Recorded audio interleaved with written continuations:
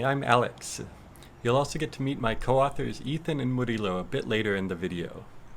Welcome to Pantanal Sonora, or at least the condensed workshop concept video version of the online version of Pantanal Sonora.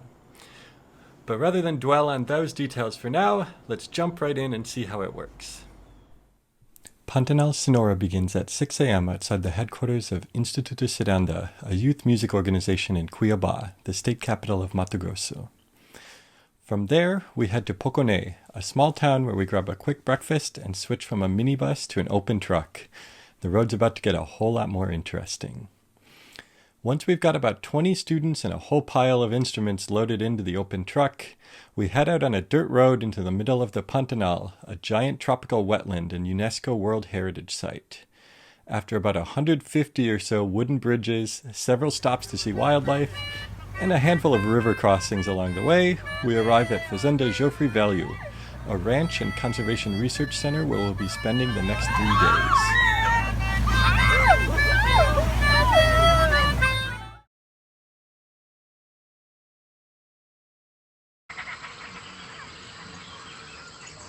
The audio you heard at the beginning of this video is a short clip from one of our many Soundscape listening sessions out in the Pantanal.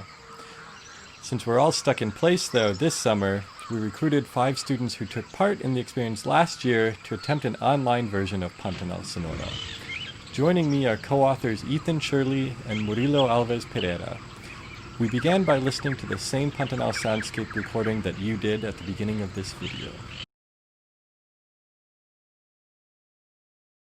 We begin with the basics of waves, things like amplitude, wavelength, and frequency, and how they all relate to music. Then we present the spectrogram.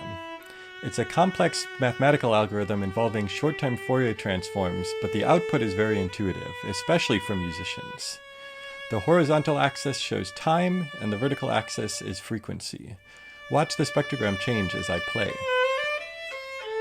Notice the stacked horizontal lines is showing the complex overtone series of the violin.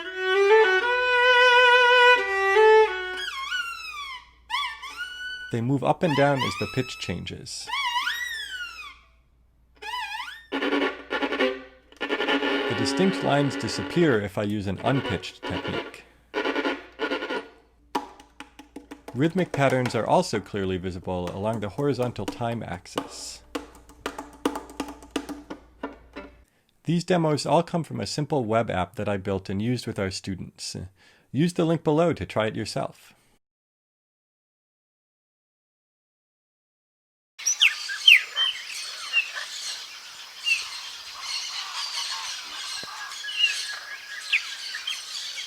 Along with our listening and observing sessions in the field, the spectrogram helps each student focus in on certain sounds, identify them, and describe their characteristics. We then talk about how the spectrogram as a whole can help measure the biodiversity of an area, and how one can literally hear the competition in natural and human pressures on an ecosystem.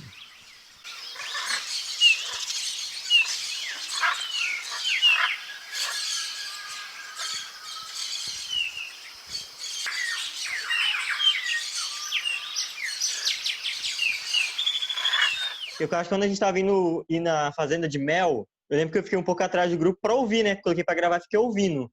Eu senti, tipo, de um lado tinha fazendo uma melodia, aí o outro respondia. Aí um respondia, aí vinha outro canto, uma outra variação. Aí depois começava, tipo, uma se interligar na outra. Eu terminava, começava outro, terminava, começava outro. Eu vi que, tipo, acho que no último áudio tem bastante disso. Aí começa a ter, tipo, sons mais agudo, médio e grave. Bastante variação bem no final também do áudio.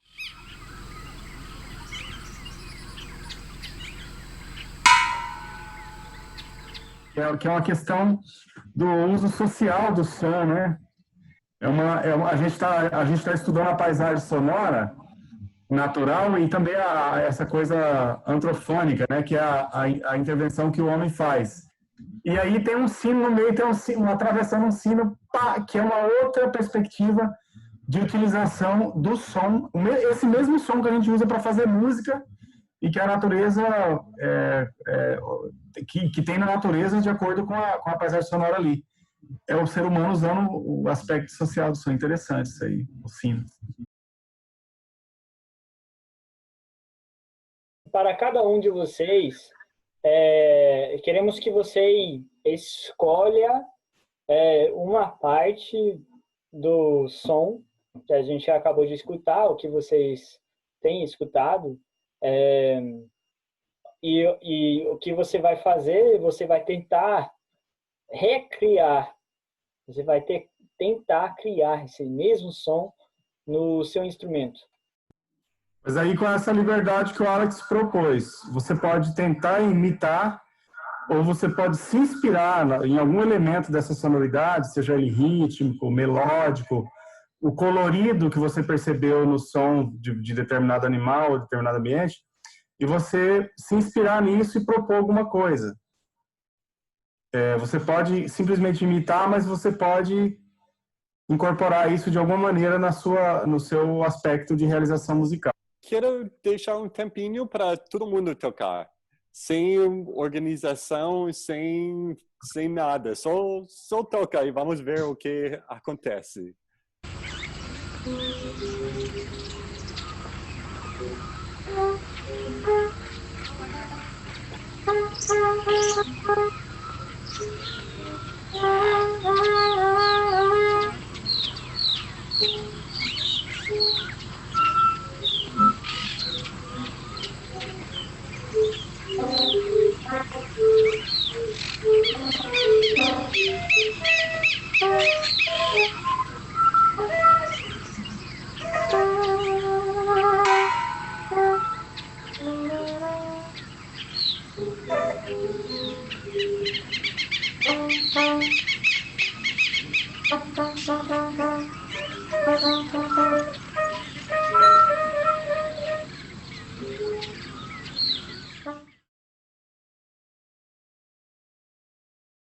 Esses foram os sons que eu ouvi e consegui fazer o que ficou mais parecido.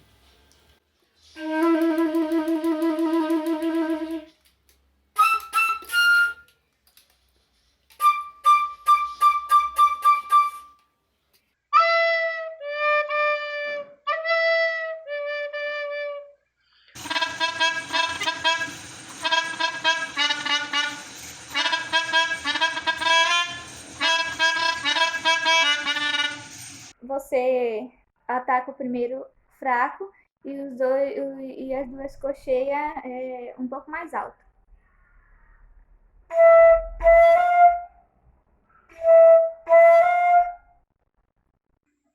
O segundo canto é usando a garganta.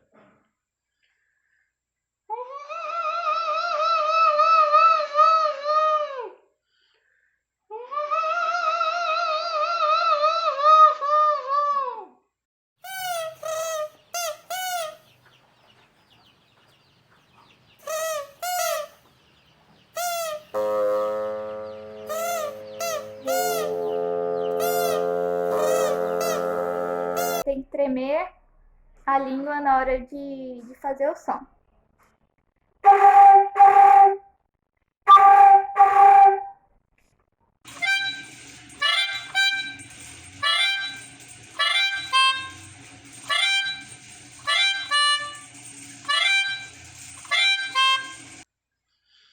O terceiro vai ser como se fosse um bater de asa. Vou usar os pistos do instrumento.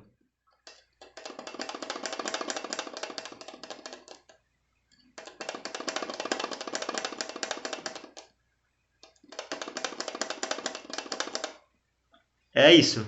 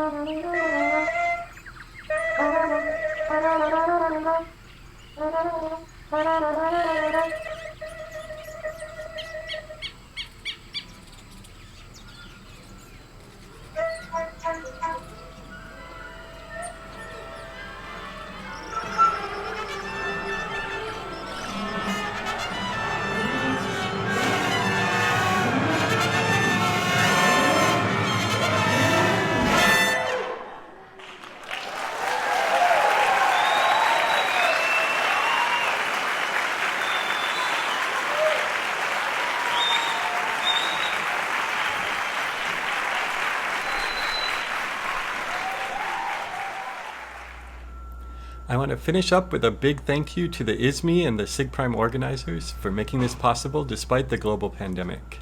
I also want to invite each of you to participate. Record a short clip of your own local soundscape and then add your own composition or improvisation over it. I'll share what we get and some of my thoughts on adapting this workshop to an online place-based music experience during the live session coming up. So see you all then.